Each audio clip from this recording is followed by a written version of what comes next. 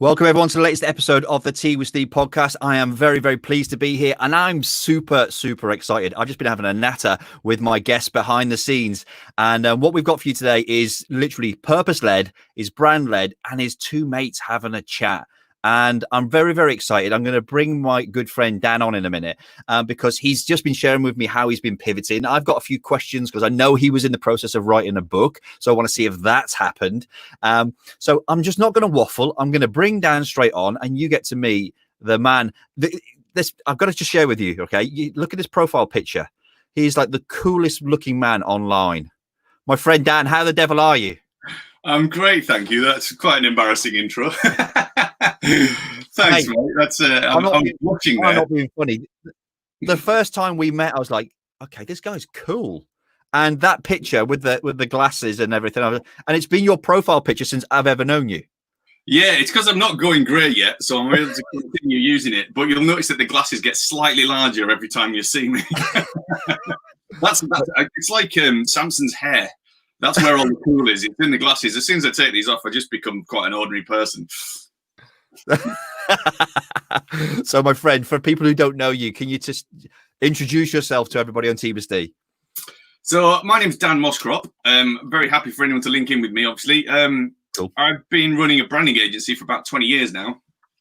I started out doing work for brands like Edinburgh Film Festival, Orange, and people like that. And after a while, I got headhunted by Getty Images, worked for them for a while. And I think the project I worked on for Getty made them something like 7.5 million. And I had my review at the end of the year, and it was, I think I got a 3% pay rise. And I thought, this doesn't seem fair.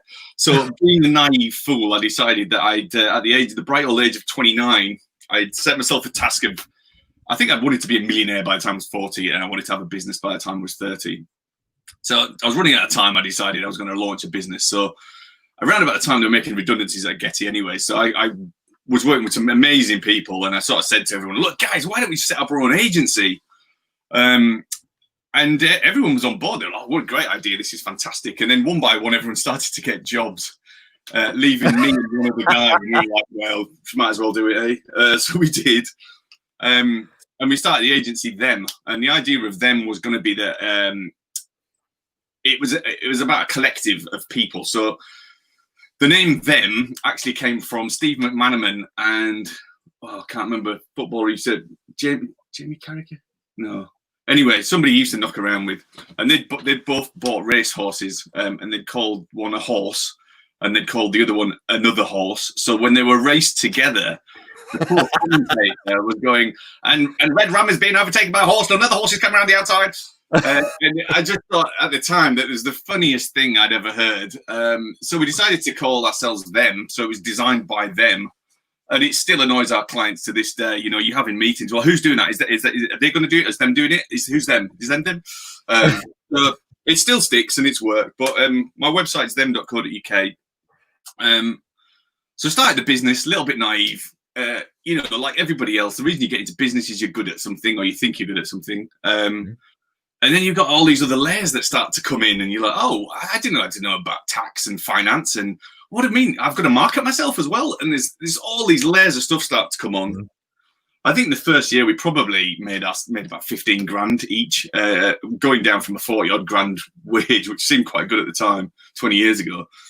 So it was a real struggle and it was a passion project. I was happening to design a magazine called Fact at the time. It was a little 7-inch magazine. It's called The Coolest Magazine, available now by Dazed and Confused, which was one of our claims to fame. So that brought us into sort of the music biz, and we were doing album sleeves and stuff. But being idiots, we just did projects for sod all money. You know, it was like designers, and I mean, you see, like yourself, you know. When you're a creative, you get passionate about the project and you forget about the money. Yep. For example, we did one album sleeve for the Sunshine Underground. And we had this brilliant idea that we're going to go to underground places with this big sunshine neon. So we created Sunshine Underground in a massive neon, and it was old school neon, so it was all glass and, you know, really expensive to make. Yeah. We got paid 1,500 quid for the whole job, and we spent 700 of it on neon. We had this great idea. We're going to go to a forest in the middle of the night, and we're going to hang it in a tree and take a photograph. And we thought, oh shit, how are we going to get it there? Apologies, by the way, I do swear a lot because, as I was saying to Stephen, I'm Cumbrian, and we tend to use swear words as commas. So we had this idea of shooting this amazing sign in the forest somewhere. And we thought, oh God, we need a generator. How are we going to get it there? So we hired this massive van, like a long, you know, the super long vans. First thing we did was scratch right down the side of the van as we pulled out onto the road.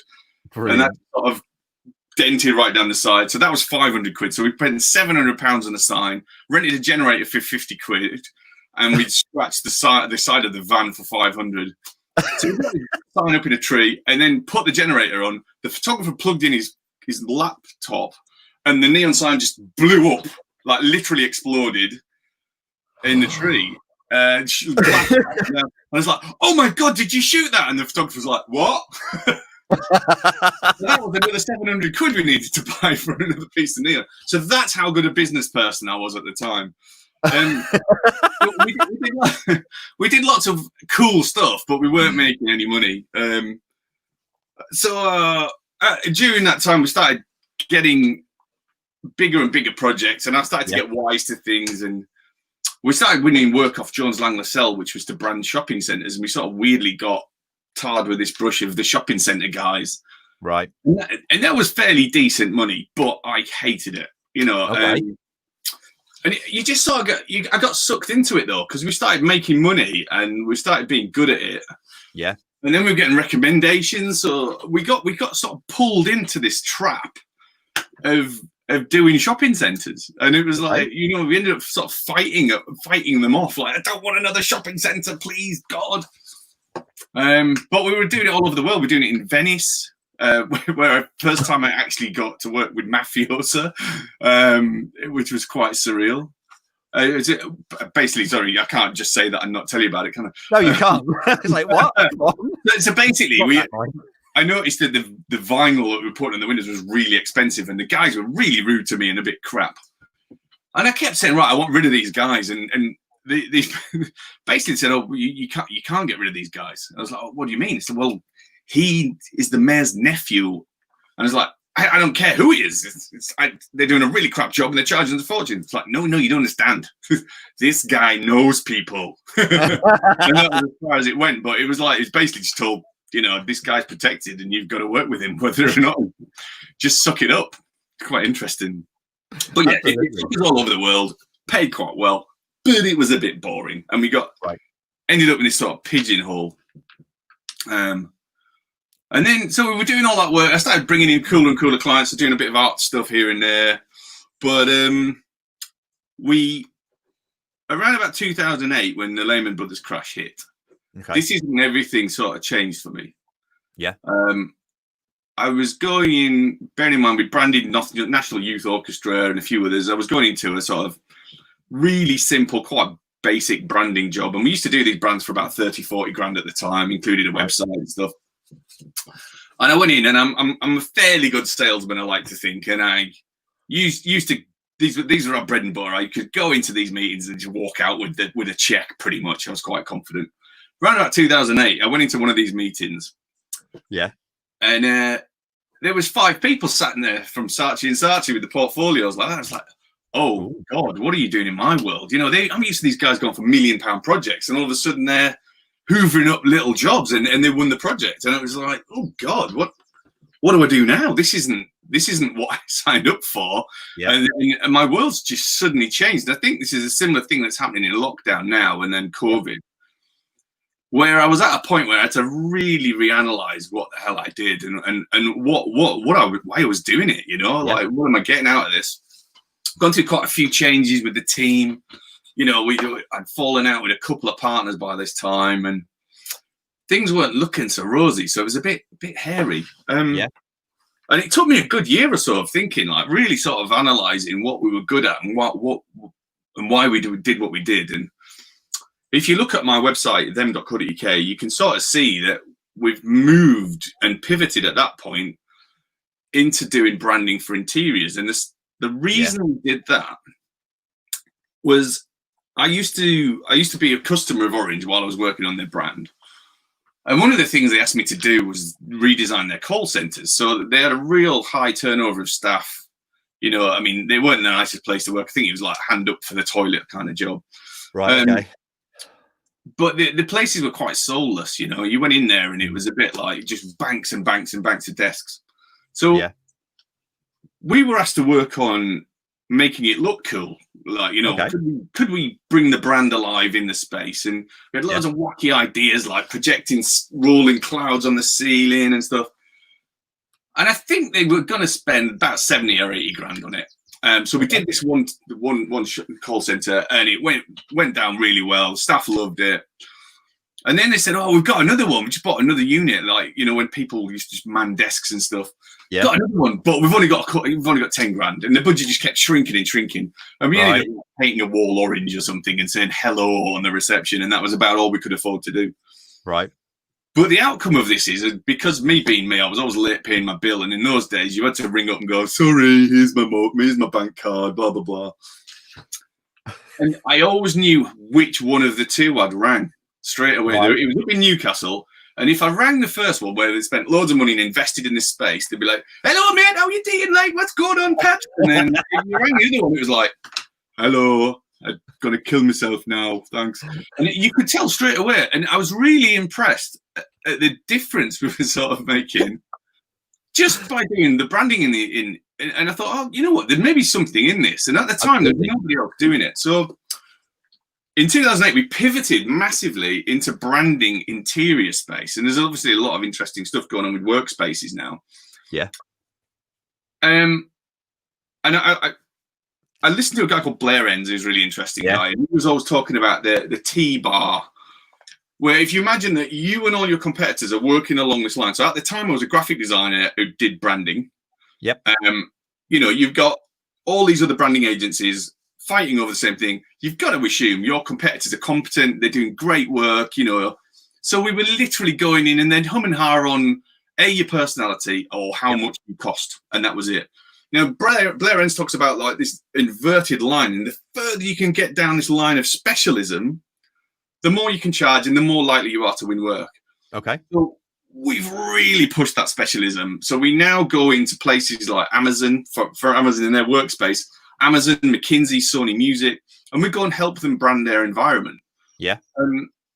You know, there's a real sort of fight over talent now, you know, places like Facebook and Google and stuff, you know, they're fighting over the same people. So what we do is we go in and create a workspace that's got a complete difference. You can see what the brand values are, what the business's mission is. You can really get a feel for the culture when you walk into somewhere that we've worked on. So we're sort of like, one of the interior designers we worked with nicely said that the architect makes the cake, the interior designers do the icing, and we do the candles. So them come in and do the candles, and we're what make it special. Okay. And we've been flying ever since. It's been amazing, you know. The sort of specialism side of it has been, you know, it's been really good for us. And you know, we can even go into a big organization who's got a really good branding agency, and we go, do they know how to do this though? And we can win the work off their own in their own branding agency quite often. Okay. So the specialism thing's a real key. So niching for me was a complete transformation for my business. Yeah. Okay. So question then, there's loads of people working from home. So how's that affected you, or has it? I thought it was going to be massive. Okay. So when we're talking about pivoting, I was freaking out. You know, like I was like, "Oh God, my world's over." I thought we were back in the 2008 period again, where we're going to get no work. It's just going to die on its butt, and I'm basically going to be letting people go. Got a team of 10. We've got an office out in Buenos Aires. You know, I was thinking, this is a disaster. We're gonna go under here. And I literally thought that every single one of our clients was going to ring us up and say, "Yeah, no, thanks. We've reviewed everything. We're gonna work from home from now on. We don't need an office anymore." Really? But we've been busier than ever. We've been really, really busy. A lot of our clients have seen it as an opportunity to pursue transformation in their office space because they haven't got anyone in. Yeah. We've been working on Amazon in Edinburgh. We've got McKinsey in Brussels we're working on now.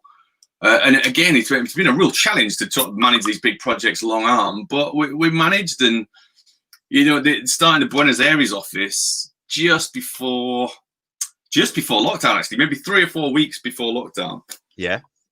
Basically, we headhunted a guy who's the creative director of WeWork, obviously, because they're at the top of their game.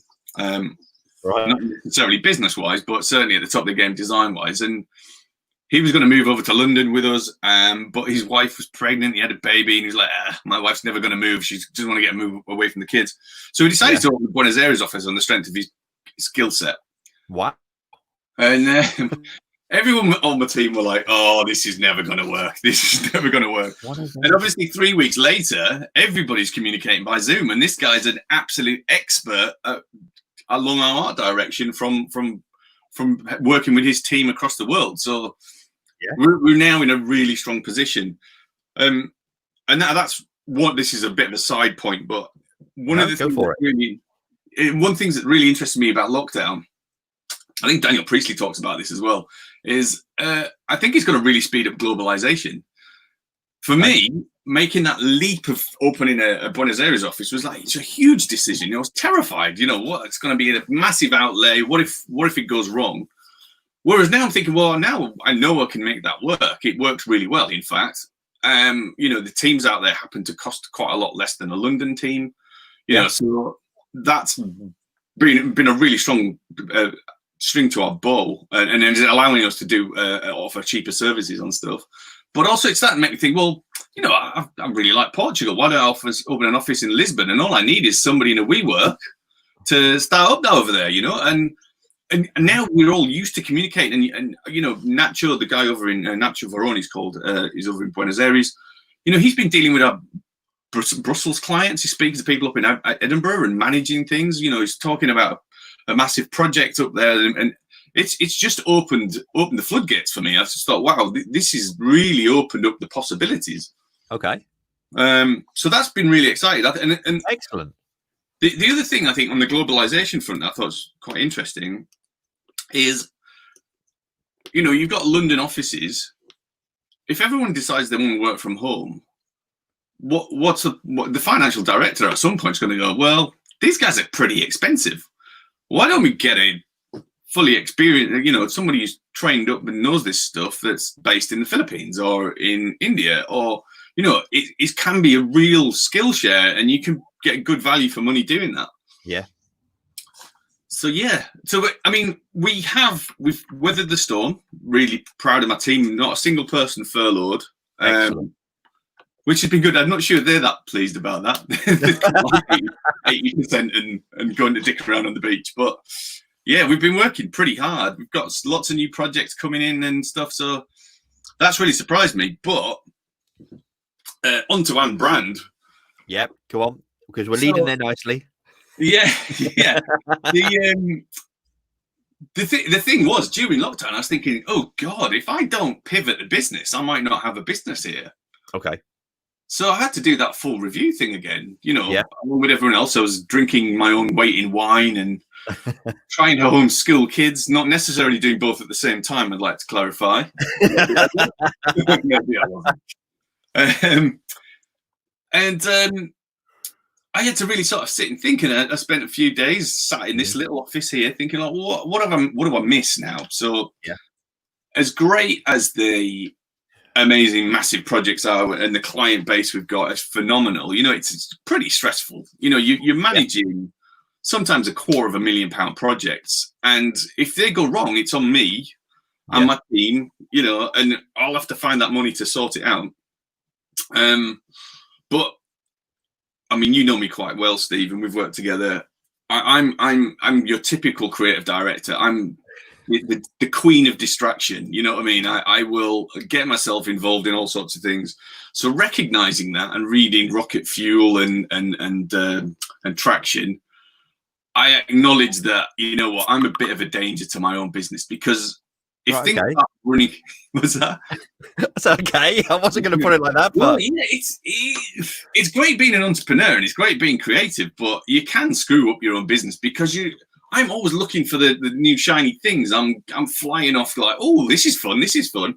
Yeah, you know, me too. Yeah, it's an easy thing to do, isn't it? And as a creative, well, as a good business leader, what you should do is do something really bloody well, tweak it till it's perfect, and you're absolutely the best at it.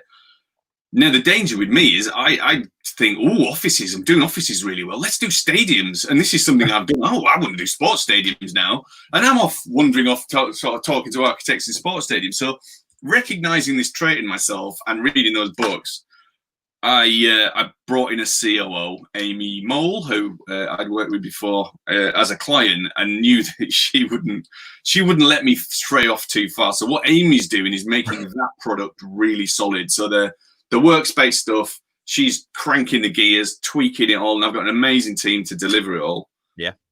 So the danger for me is I meddle with that. So I get my wrist slapped quite a lot. Just get out, go on, shoe. I mean, the team work better when I'm not there. The minute I get in the office, I'm sort of, hey, why don't we try it like this? And they think, well, he is the boss. Should we do that? And he's going to ruin everything. Because I remember I used to have to take you out of the office to get you on camera. Because we've been recording something, and you go, just hang on a minute. He's gone. Where's he gone? Oh, man. I do it all the time. Even on Zoom calls, I wander off. I've learned that I've actually, on my Zoom, I've got a static photograph of me in a dark shirt.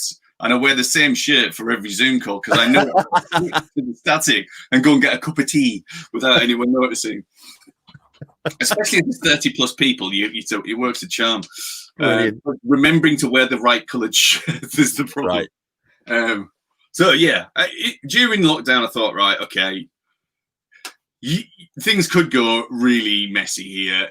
People might not be going to the workplace. We need to really rethink what's the future of the workplace. And I've got some interesting theories on that, but which I can come to in a bit. But what I was worried about is that we'd literally have no work. And I thought, well, okay, let's have a look again.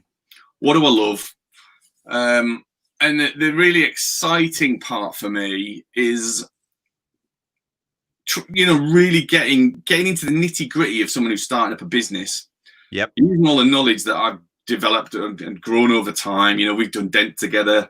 Yep. I've also studied at Cranfield Business College, Business University, and several other things. I'm doing something called Tears of Freedom with Jason Greystone at the minute, which is phenomenal.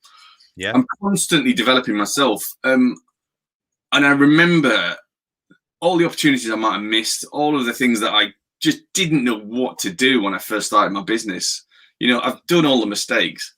And I really sort of love that sort of mentoring role that proper brand agencies should do of like, have you thought about doing like this? And really sort of challenging clients, not in an uncomfortable way, but like, getting to the nitty gritty. Because one of the things I often find is that clients really haven't thought through who their customers are.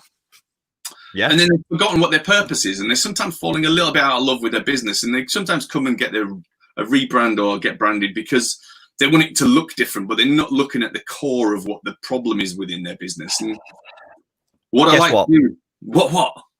we did that last year. Did you? Yep. We did exactly that last year. I wasn't sure.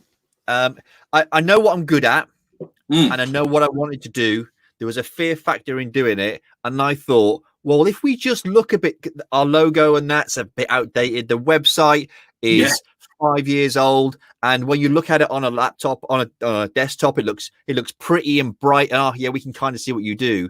But I wanted to, I went through a process of changing it last year. Invested in someone who I'd bought into. I look at it now, and I hate it. So I do, and I've had this conversation. The font for the logo we've used is GoPro. We stole it because was kind of we were going to. Pardon? I didn't even notice that. Yeah, we changed the logo. I mean, even to the point where it's actually not on here. I've taken it off, and I've sat here over the last couple of weeks, and I'm like, what do I like? And you know what? And I remember I had a conversation with you. That's going to be about 3 years ago now, and you said if I was you, I'd go big and bold. Yes.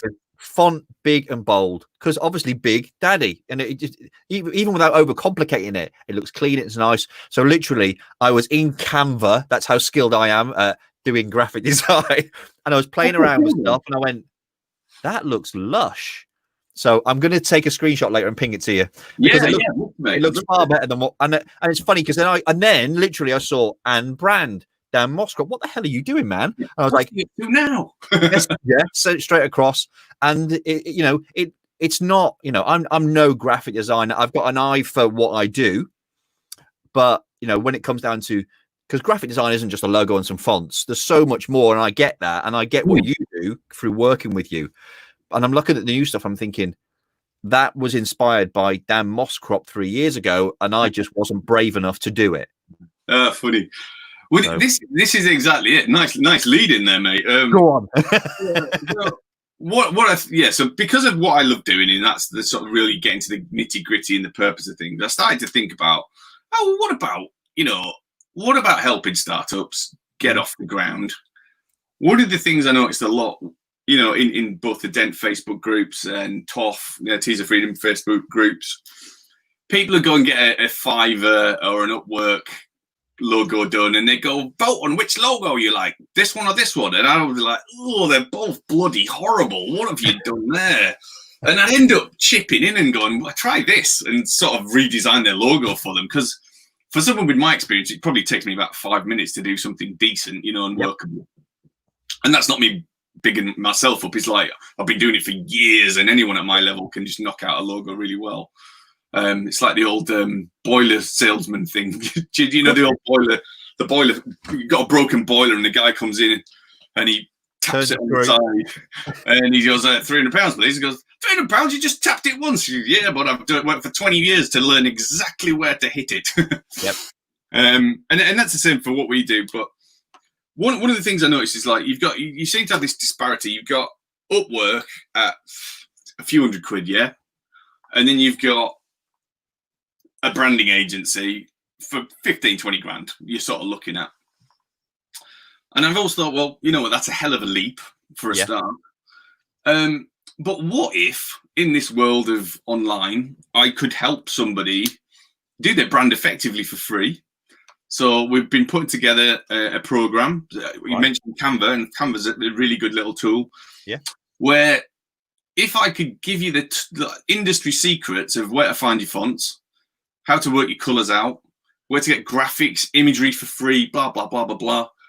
I can lead you through that program, and we're going to put a course online so that someone could just knock it up. So there's great resources out there. I was a bit of a dinosaur for a long time, where I'm like, oh, Canva, they don't know what they're doing, and designers don't, and I was a bit pathetic about it, to be honest. But I've realized that there is a massive need for somebody to be able to do their brand for free and well, right? So there's a website I use called youworkforthem.com. Okay. It's not related to my business then, but You Work For Them. And they sell amazing fonts, really, really nice, clean fonts. You've got a type tester, so you can type in your logo and it'll bring it up. You've got Colors, which is COOLORS, which is a website. I'll try and dig these out, and I'll share them with you. Yeah, please do, my friend. Where you can go on and you play around with colors until you're happy with a colorway. So you've got your colors, you've got your font. On the same website, You Work For Them, they've got really cool little animations. They've got iconography. They've got graphics. Right. So as you were saying, it is more than just a logo. It's more than a logo and some colors and stuff like that.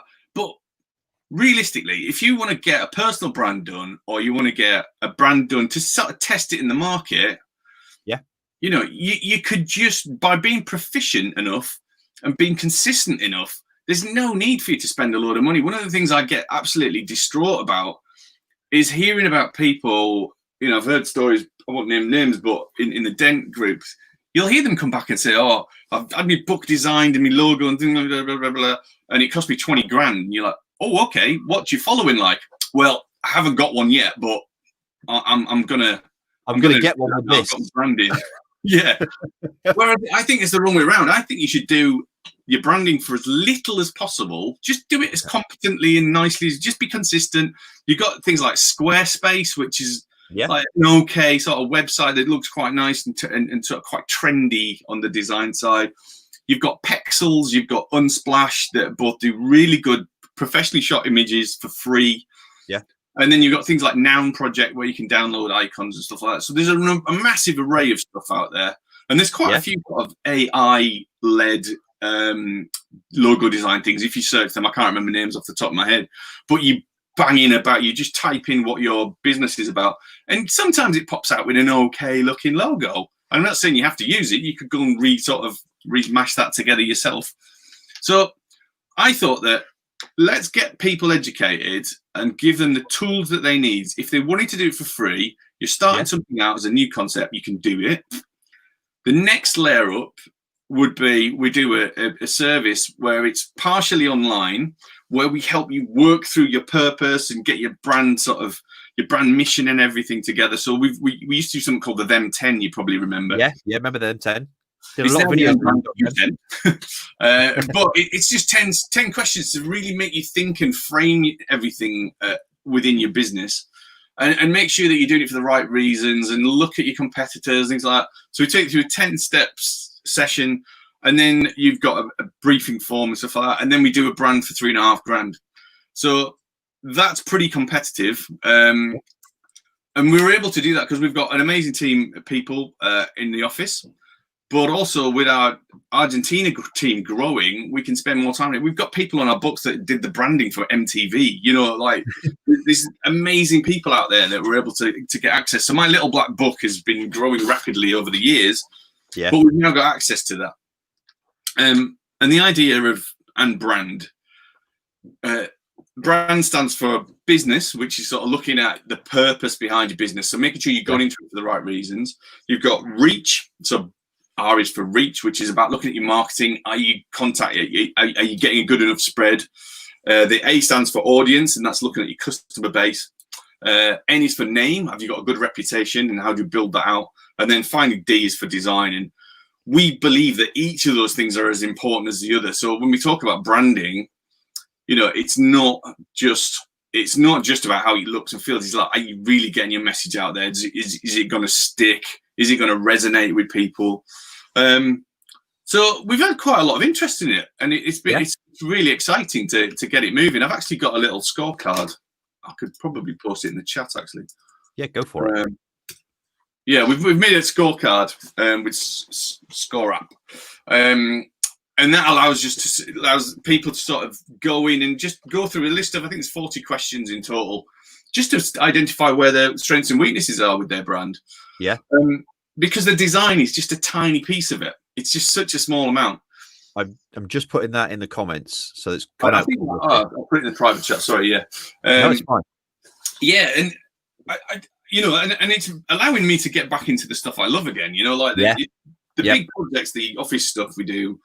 It's great, but they're like a year long. We'll be involved for a year at least.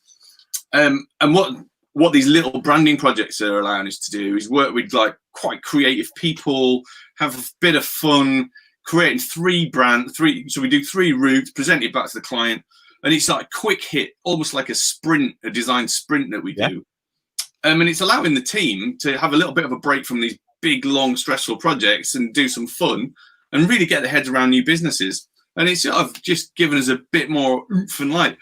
And as we were sort of joking before, in the middle of all the stress of lockdown, what better to do than start a new business? It's funny you say that, because there's a lot of people, like you said, about pivoting. And I think it's, I can't do, or 3 or 4 months ago, I was doing what I was with all of my clients, what I used to do with you. So I would come to London, we'd have a strategy session, we'd map it all out, we record your videos, we use that as a pillar piece of content, and we would do it with you, and then we produce the content and distribute, and we'd start building your personal brand up in layers.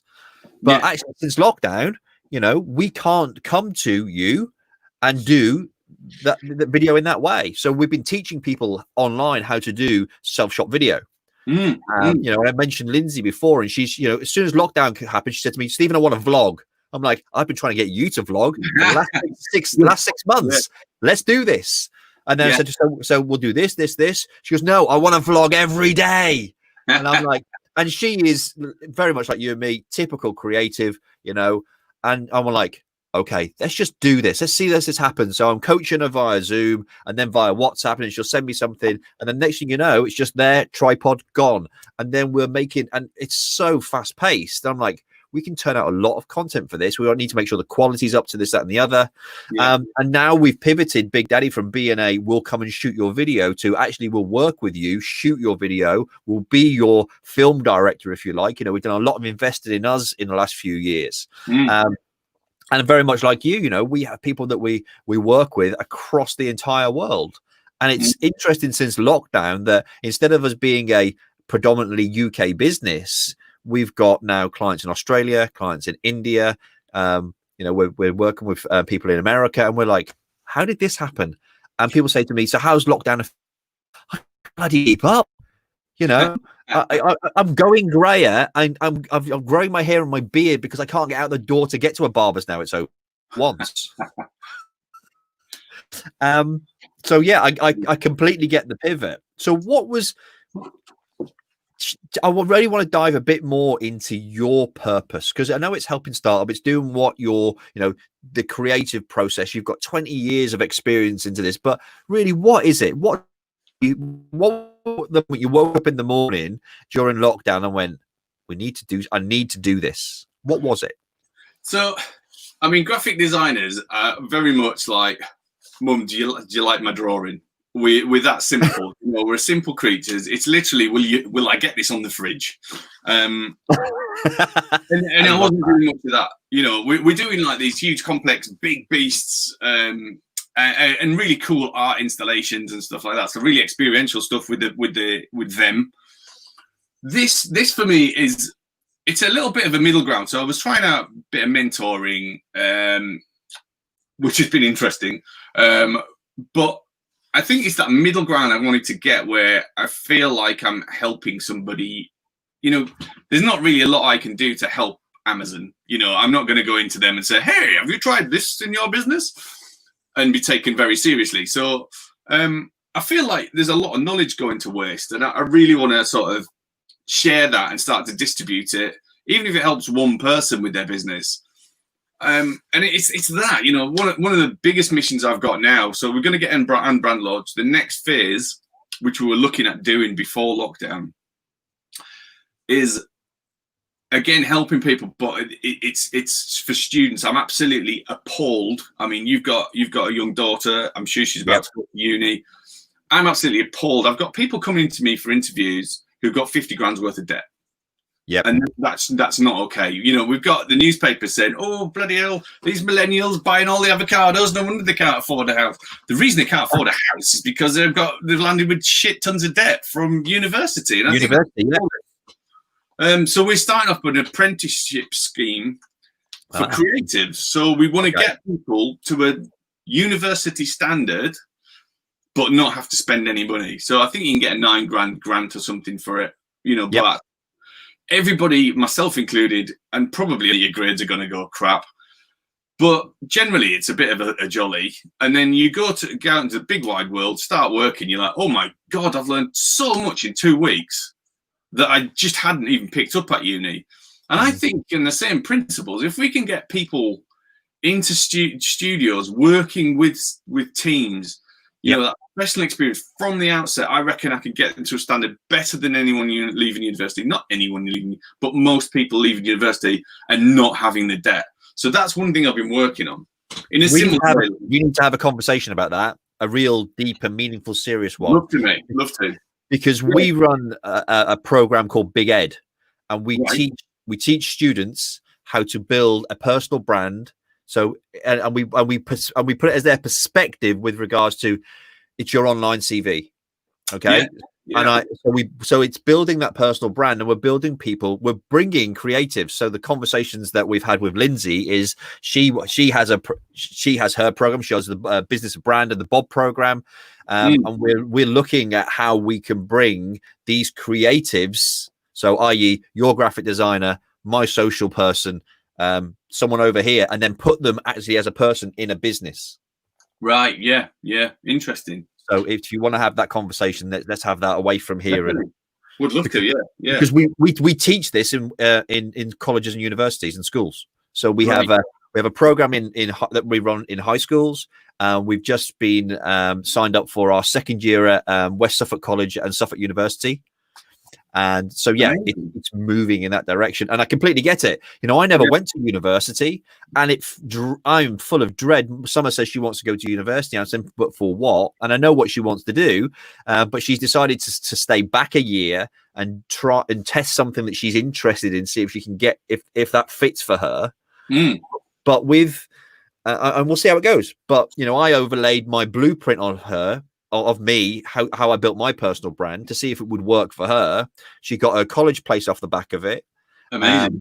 And then she got her first job off the back of it. They reviewed her YouTube channel and told her as she walked into the interview, sit down, we just want to make sure we like you. We've seen your YouTube channel. You got the job. That's incredible. I mean, you introduced me to doing video. Definitely.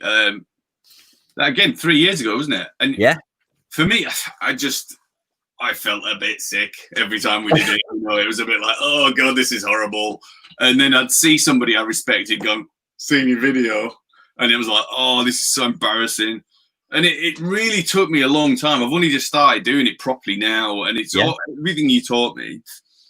But one thing I did, and I see that your group does this really well, is doing the live videos, forcing yourself to do it until it starts to become okay, and you're talking to a friend. And, you know, I mean, even just speaking now, I feel quite comfortable with it because I've been forcing myself to do these videos over time. Yeah. And thanks to you, you know, and it's transformational. It really is. Like, so one of the things that Dent talk about is the ZMOT, zero moment of truth. And you've probably talked about this with everyone before, but the theory being that it was basically Google did a lot of work when they were doing AdWords and working out how long somebody interacts with something before they purchase it, and they worked out to be 7 hours, 11 touch points for 4 different places. Yep. So if you got your 7 hours of content out there, you know, people start to listen to you and start to sort of track it. And you know, I've found that I'll go to a conference or an event and someone will go, Dan, and you're like, yep. God, did I sleep with you, or did I? You know, you start panicking and you're going through all the things, and then they're like, oh, I've watched your videos. I love what you said about such and such, and they really think that they know you. They really think, I once walked up to somebody off the bill in Liverpool and went, "Hey, how you doing?" You know, and it's the same thing. You sort of feel like, you know, it's a two-way thing, but obviously It is. And if that's part of what you need to do, I mean, I always tell a story. I was here in Norwich and I was shopping one day and I was in House of Fraser, and this guy just came up to me and said, "Hey, Stephen, how are you doing?" Having a conversation. I'm like, I have no idea who you are. I'm trying to work out. And then literally he stood there for what felt like an eternity, but it was like 5 minutes, which is a long time when you don't know anyone. And he said to me, he goes, you realize you've made it when you stood there in a shop talking to someone and you have no idea who they are. And then and it is, you know, but then on the flip side, I remember I was delivering a training course one day, and I'm stood there, and it was, you know, it was quite an intimate one. And there's this complete flip side. All the 11 people in the room knew exactly who I was. It's in my content. They signed up to it, this, that, and the other. And this lady came in, lovely young girl, and she said to me, "So have you been to any of these? I've never been to one of the courses before." I've been to quite a few, actually. Yeah. and then 2 minutes later, I'm still at the front. And she's like, "Oh, okay." And we had a giggle about it.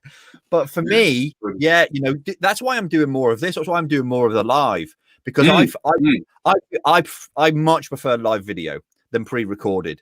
So won't, you know, because for me, nice. I've got a bit stunted, can't it? Otherwise, I'm about to. So I've already do a podcast, but it's mainly for workspace. It's called Spacecraft, but I'm going to be doing an own brand one as well. So I should get you on that. More than happy. And the idea is that we just take the mystification out of it. And I think, you know, that things are moving so quick, and I'm sort of slightly conscious. I mean, I seen a joke a little while ago when lockdown started, is if you're a white male between the ages of 30 and 50, please don't start a podcast. You know? Because it's what everyone was doing, but and it does feel like everyone's on video, everyone's doing this, and there's webinars and blah, blah, blah, blah, blah, you know, you're getting invited to stuff like that. So, but it's the same as social media. If you're not doing it, your competitors will be, and you're always going to get outpaced. So you have to do this sort of stuff, and you've got to get used to it, even if it does make you feel a little bit sick inside. But the thing is, though, you say that, but you were genuinely very good. Well, it didn't feel like it. I always felt like an absolute idiot when I watch. I think the secret is never to watch them back, isn't it? Yeah, 100%. Don't watch them back. I've got the way I've been doing it recently. I've got a team out in the Philippines through Tears of Freedom, and they do. I basically I get a video recorded, send it out to the team. They chop it up, and they've got graphic designers and everything. It all gets sort of pulled together. And my sister keeps emailing me because the translation's never brilliant, or the subtitles are never right. And ironically, it kept saying unbrand because of my accent. Right. So it comes up as, "Hi, I'm Dan from Unbrand," which is quite the opposite of what I'm trying to tell people to do. Yeah. But she keeps saying, "Oh, you've got loads of typos," and I've just had to say to her, like, "Yeah, if you could watch them and tell me when the typos are in, because I literally can't watch them. It's just I'm like." I feel like I speak out one side of my mouth, and like my accent's like, I just find it too painful. So what's the plan going forward with Unbrand? What is, So Unbrand? So you'll have heard of Design Pickle. We want to try and be a bit like Design Pickle. We're building a really good network of amazing designers. And it's going to be a one-stop shop thing. So we've got the scorecards up. We've got a website, which is andbrand.co.uk. And the mission now is to just we educate people was first and foremost. So I've got a newsletter you can sign up to. I think you do that through the Score app. So the newsletter is going out, and it's educating people, all the little cheats and the shortcuts and things like that, so they can do the stuff for themselves. We're going to put online programs up, which we're recording now to go up soon, which is about getting your mission right and your values and everything else. So you get everything, all your ducks in a row and laid out in front of you. So you've got a practical way of working through. We've even got things like little sort of business plan tools. Like I don't know if you've done a Spiderweb business plan before. Yeah, I love them. I think they're so good. And the problem we've got is like, I guess I'm coming at it from my point of view. It's going to be from a creative point of view. Amy, our COO, is putting her stuff into it as well. But for me, I know that I'm never going to sit down and write a business plan. Amy, the COO, goes off and says, these are the figures, these are our targets and that. And I'm just looking at lines and lines and lines. You know, it's just numbers to me. It's like, I don't understand. Can I draw it?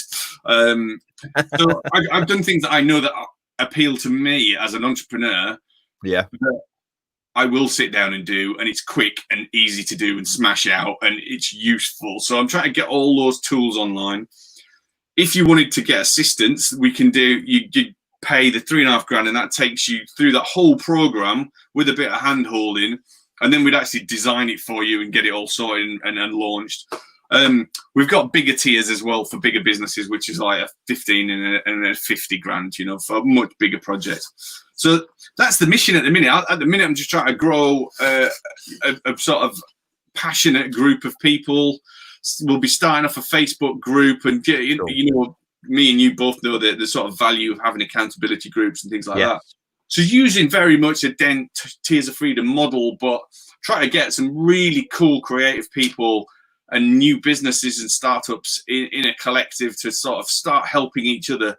And I've got just tons. I mean, behind me is my Cranfield files, I've got books upon books and books, and I'm going to start drip feeding this stuff through of all the stuff I've learned over the years, just as really useful free content for people to learn from, that stuff that I find useful, things that I've tried and have failed, I'll tell you why I've used it and what happened from it, stuff that I think that's really transformational, like the spiderweb diagrams and stuff like that, that I just keep going back to and find really practical.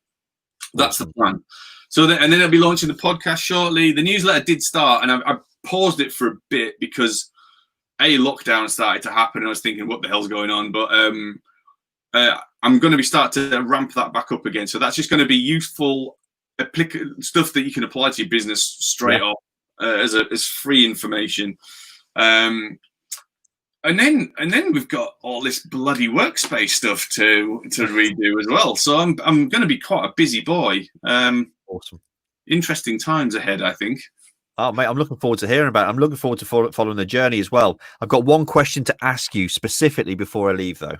Yeah. Did you write the book? Now, right, let's put the kettle on. Another 20 minutes. Let's put it this way. Right, so I've got about 3 books on the go. One's for Brand to break everything down. The second one is about workplace with purpose. Yep. And it was going okay. It was going okay, but obviously the whole scene's completely transformed now. So my belief is that we should be looking at why we need an office. You know, before it was taken for granted, you go there and you work. Yep. Simple, right? Whereas now, why do we want to go to work? What's the purpose of it? And for me, it's about collaboration. It's about creativity, and it's about I can't remember the third C, but anyway, yeah. So what I think we're going to find is that workspaces are going to shrink in size. People don't want to travel at the minute, and they're going to, you know, we've got benefits. You're getting 2 hours back if you're a London-based traveller. You know, you get 2 hours back. You're seeing more of your kids. This is a good thing. The work-life balance thing's blurring, but we are still going to need an office, obviously, and it's about collaboration and creativity. So what they're going to look like, I think they're going to be much smaller, flagship style offices where you might bring a client in or impress somebody or go and work with your colleagues. So I think they're going to be quite brand heavy, which is great for us. And then have satellite hubs where it might be more of a conventional desk workspace that you'll travel not as far from. So there might be one close to me, the one close to you. So larger businesses will have little these dotted around. So I think this, because the landscape's changed, I've got distracted. And I mean, just to show how distracted I got, mate, halfway through the book, I started to write a book about stopping procrastination, which is the most ironic thing I think anyone could do. So, I haven't written the book. I'm sorry. I'll let you off. Oh, mate, it's been an absolute pleasure having you on here. I've thoroughly enjoyed it. And when you said to me, so how long are we going on for? I said, well, we usually cap around 30 minutes, but we go on as long as we like. We've been here nearly an hour. And it felt like 10 minutes. I can talk, mate. I can talk for Europe. Mate, it's been a pleasure. Where can everyone connect with you? Where do you want people to connect with you? LinkedIn, or you can email me direct at dan@them.co.uk. Feel free to use the score app, which is in the comments. Really useful little tool. I've tried to do the questions so you can work through them and get something back out of it. And by all means, look at andbrand.co.uk to sign up for the newsletter. And Instagram, I'm all over that, and Brand, and LinkedIn, and the likes, and Facebook. Cool. We'll drop links into the chat to where we can find you. My friend, it's been an absolute pleasure, and I will catch up with you in the green room. All right, buddy. Catch you soon. Mate. Thanks. Bye-bye. Bye. Wow. How cool was that? It was fantastic catching up with Dan. So much there going on. Please check out the scorecard app, because I know from anything that Dan does, the quality will be there, the value will be there, and the support will be there as well. So go and check that out. Guys, thank you for hanging around, all you live viewers that have been watching for the last hour. It's been epic. And you can catch the replay over on YouTube, Twitter, and on Facebook. But all my friends in Tea with Steve, thank you for coming, joining us, and I will see you again very, very soon.